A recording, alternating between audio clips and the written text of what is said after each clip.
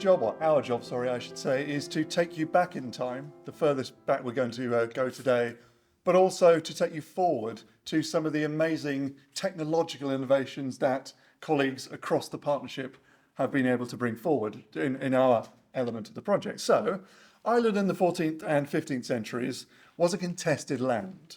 The English colonial settlement, first asserted violently in the late 12th century, had, after a century and a half of expansion, been gradually pushed back into the areas around Dublin by the resurgence of the political and military power of the Gaelic Irish kings and the increasing lawlessness of the settler communities whose English identity had blurred somewhat through intermarriage, cultural exchange, and distance from their sovereign lord, the King of England.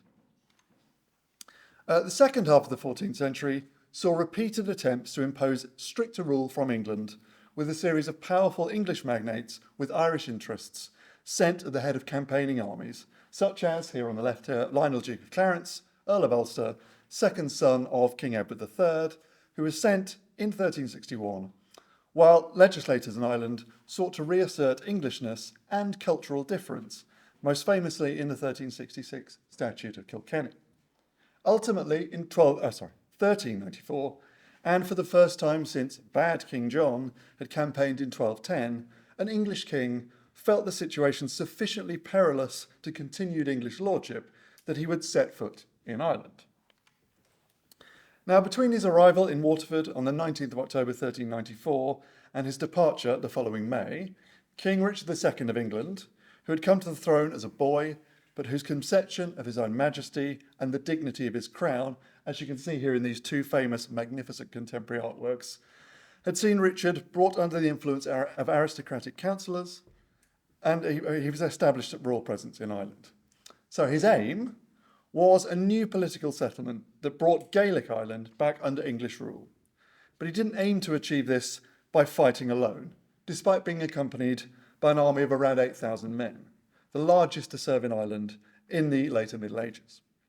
He also came to negotiate and subdue by diplomatic means that were not novel, but were unparalleled in extent and ambition, and provided a model for Anglo-Irish relations for several generations. Now, our evidence for this is a stunning documentary windfall of negotiated agreements of submission from the 1370s to the rise of Tudor Ireland in around 1500, which we are today making fully available in English translation on the Virtual Treasury website, mostly with high-resolution digital images.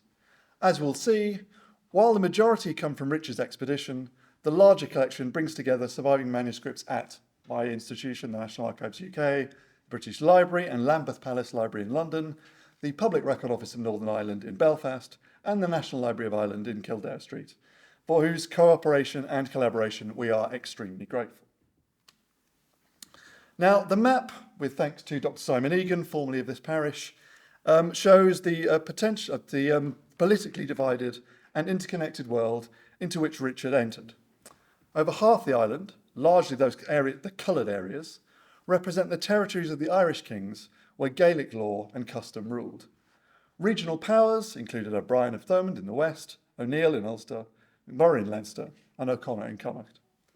After defeating and capturing MacMurrough and his seal in the Wicklow Mountains in October 1394, Richard II used the knowledge of his Anglo-Irish nobles and churchmen, such as Archbishop John Colton of Armagh and James Butler, Earl of Ormond, to reach out to the Irish kings and understand the political currents within Ireland. Colton, for example, urged the O'Neill to meet Richard.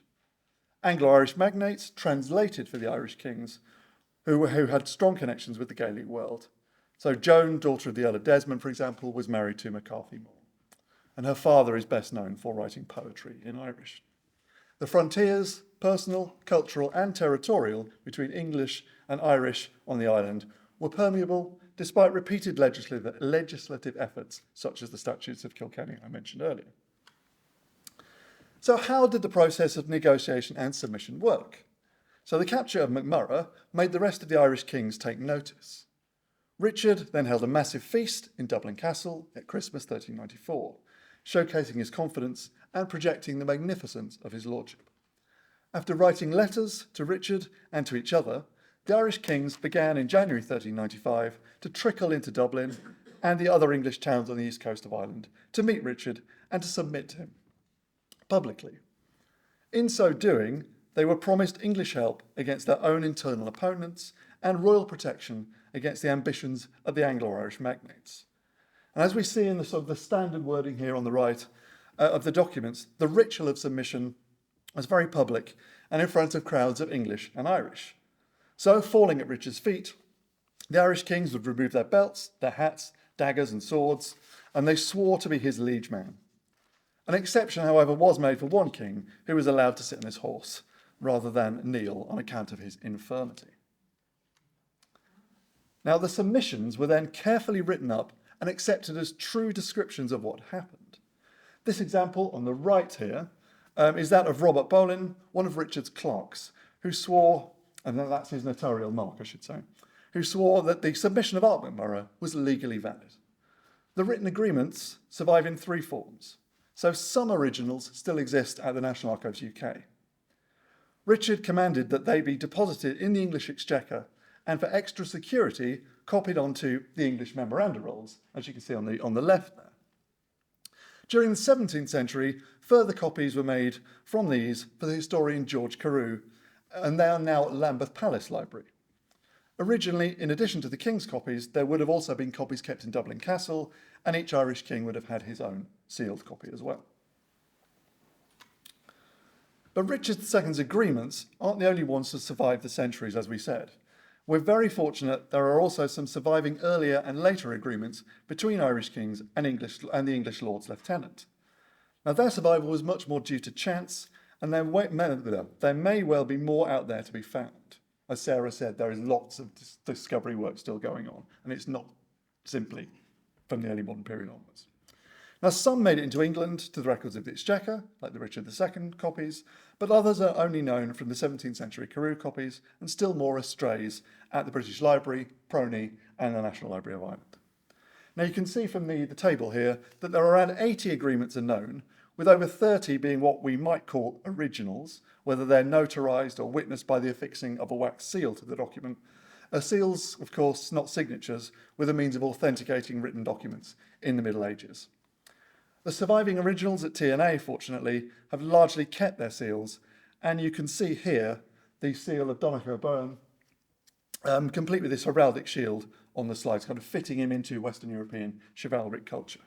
Additionally, for some of the dynasties, we can trace agreements through a century. So Donogh, son of Art McMurrough, submits in 1395.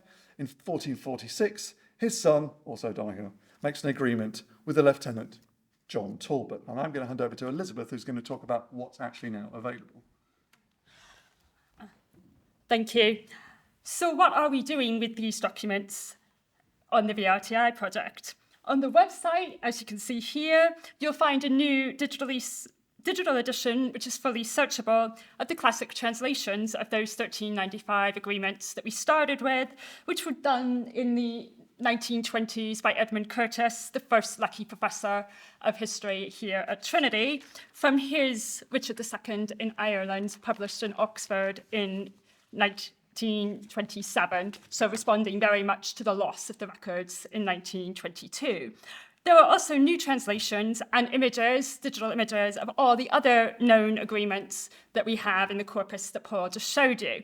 To find them on the website, if you look at our new thematic collection, Irish Kings and English Rulers, or if you browse to our new series in the virtual record treasury area, you will find them listed with their translations, and those are linked to images.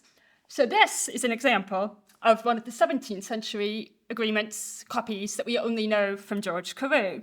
It's the agreement between Sean McNaughton and the Lord Lieutenant of Ireland in 1370, William of Windsor. It predates, of course, the Richard II expedition, and thus is a nice example of how specific and narrow these agreements could be before Richard's attempt at this great settlement in the late 14th century. Most of it, as you can see from the text on the slide, is concerned with the rights of the Church of Limerick, and Sean is expected to return what he has taken from the cathedral chapter, and also the other English towns in the diocese. So it's a very much a cross-border quite narrow agreement. And we really should say thank you to Lambeth Palace Library for these fantastic images, which you can now see alongside our translations. But there's also some wider work we've been doing with these documents, because this project was a distinct project funded by the National Archives Strategic Research Fund, which is meant to open up research partnerships and new emerging technologies. Contesting space, contested records allowed me to compile the inventory of submissions that we're discussing today and to begin to create the translations which are now becoming available. But the aims were twofold. First, to bring these materials together for the first time as a coherent collection in order to elicit some of the often hidden voices and perspectives of colonised communities within medieval Ireland. So often our records are from English Ireland. This is a chance to look at Gaelic Ireland. Secondly, we're going to make these collections available in new digitally accessible ways. And we have done some experimental work. Conservation scientists in TNA's Collection Care Department, Lithia Pereira-Pardo, who, if you've been to any of the conservation conversations over the last 2 years, you will recognise her. She's been talking about the work she's been doing on these records.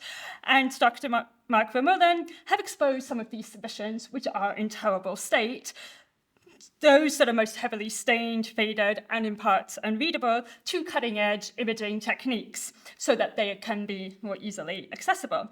The first of the methods that we've been working with Lithia and Mark on is this, multispectral imaging, which is when you take a camera which is sensitive to ultraviolet, visible, and infrared light. So the visible light spectrum and then the spectrums on either side that aren't visible to the human eye, and exploits the different reflective and fluorescent properties of the chemicals and materials. So you see each of those lights picks up slightly different chemicals.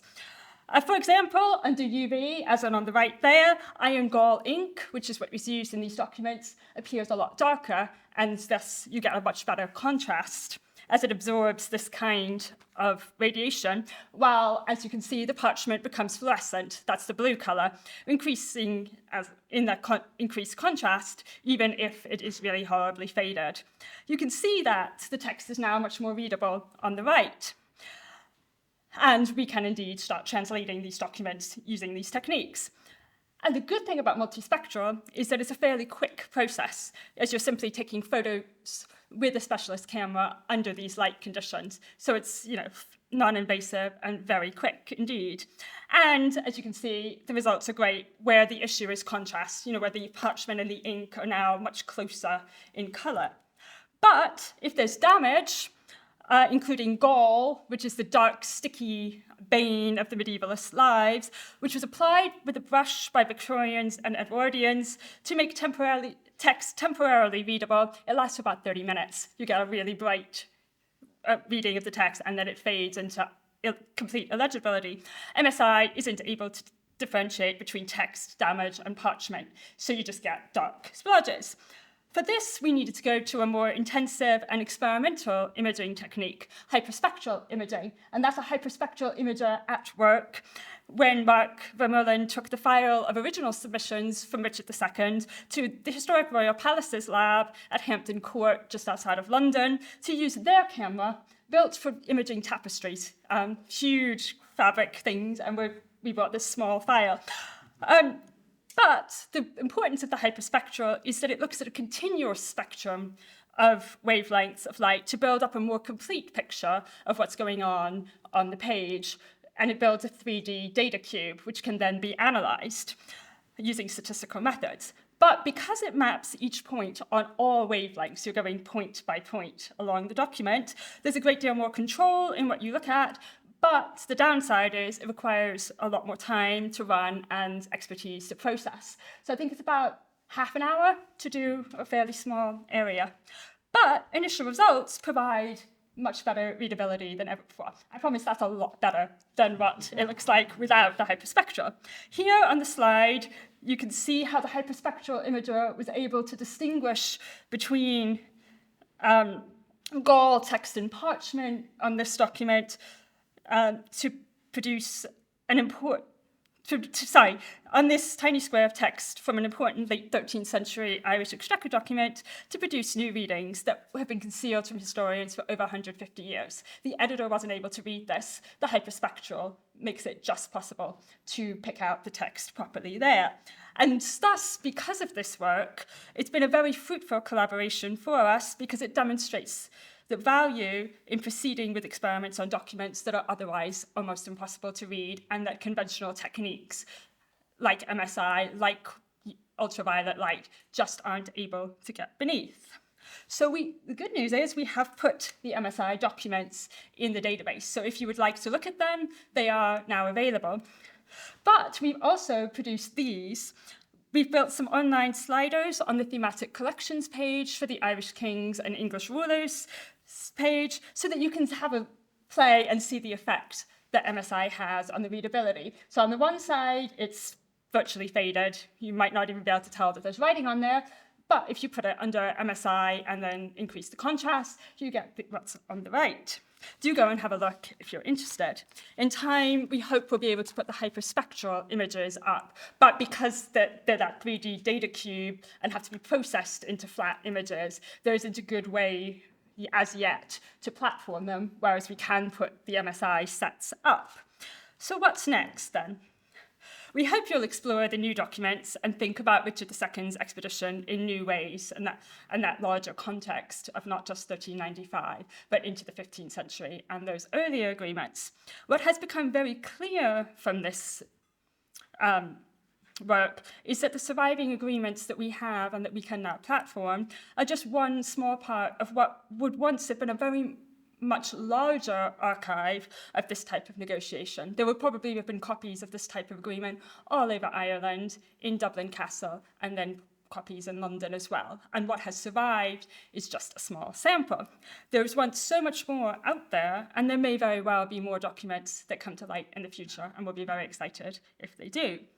But for the next 2 years, this is also just one part of a larger research strand that the project is doing with Lynn Kilgallen and with Peter, which is the Cultures of Conquest research strand to bring out the experiences of the people who lived in Ireland between 1200 and 1500. We will continue to make available new translations of the receipt rolls. We started doing those for last year's launch, and they will continue to become available as and when they are ready, which are the detailed financial accounts of the English government in Ireland, which survive at TNA. They reveal much about how Irish society, both English and Gaelic, works. So you do get cross-border things, even though they are the records created in Dublin for the English government in Ireland. And in what we've just learned is that we will be able to work in close partnership with both the National Archives of Ireland and the Irish Manuscripts Commission to publish for the first time in English a brand new edition in print of 2 of those precious original medieval records that Jessica was talking about earlier, which survived the blaze in the Four Courts in 1922, the memoranda rolls of the Irish Exchequer. They were from 1309-10 and 1319-20, which are incredibly rich resources for the state of the English colony in Ireland, its economy, and Irish society either side of the cataclysmic Scottish invasion of Ireland by Edward, brother of Robert Bruce, King of Scots, from 1315 to 18. So we will be able to make available a major source that survived the fire and that speaks incredibly well to the experience of Ireland in the early years of the 14th century. Thank you. And I will be